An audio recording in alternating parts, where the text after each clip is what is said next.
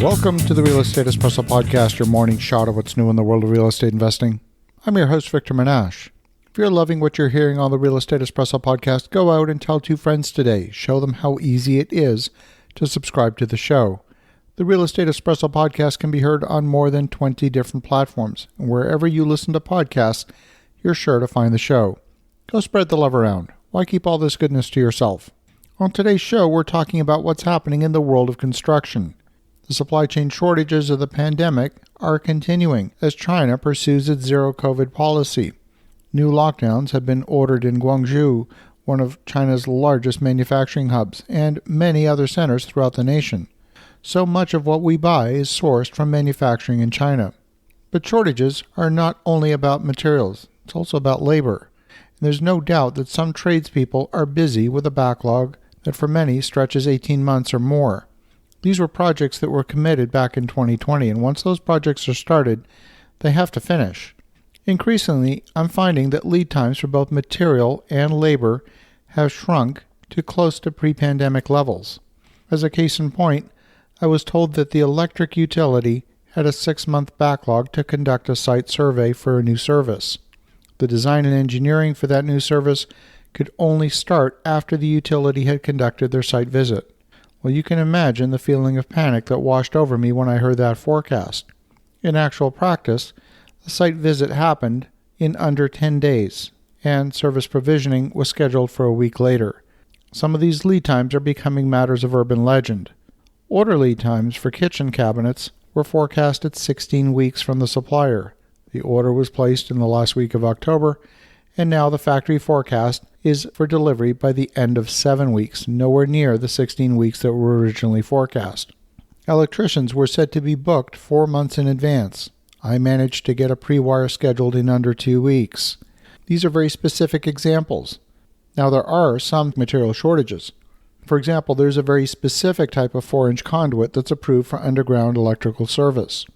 That type of conduit has been in short supply for more than a year.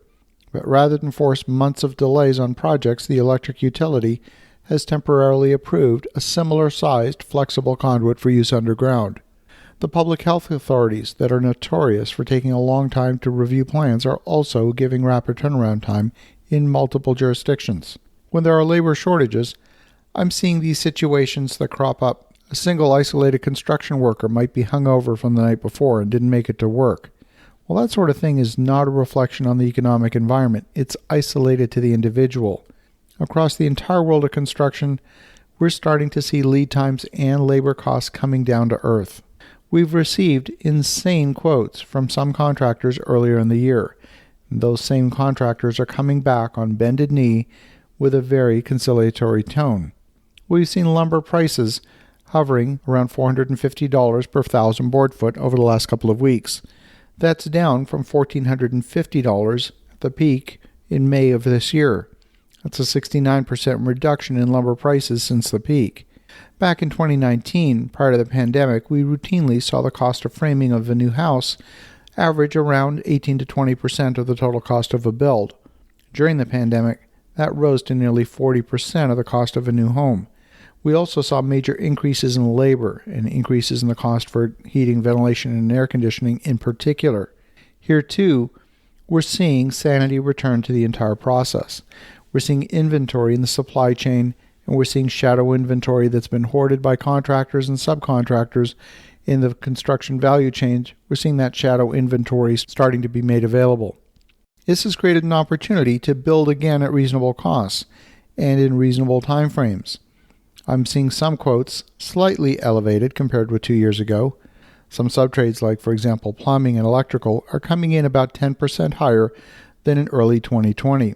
This is a far cry from the 25 to 50% increases that many have been speaking about. On the labor front, subcontractors are focused on keeping their people busy, and they're working hard to maintain a consistent workflow for their people. If they can't deliver consistent work for their people, they'll eventually lose them. This creates an opportunity for builders and developers to secure labor at reasonable rates for a long time to come. If you have projects that continue to make sense, despite the higher interest rates, now can be a great time to get into those construction projects. The challenge that many developers face is that higher cost of capital, which has caused many to cancel or delay construction projects. That includes us. But if you can bring additional equity to the project or rate lock your financing, now can be a time to buy the dip in the cost of construction. We can expect price inflation to continue across some segments of the market, but I believe we can expect the supply chain to downsize to match the new demand forecast. In the meantime, the market is going to experience a commodity glut, and we can expect prices to fall even further as supply and demand get back into balance. And only when the excess inventory is flushed out of the system, you're going to start to see prices rise again and normalize to find a new equilibrium. As you think about that, have an awesome rest of your day. Go make some great things happen. We'll talk to you again tomorrow.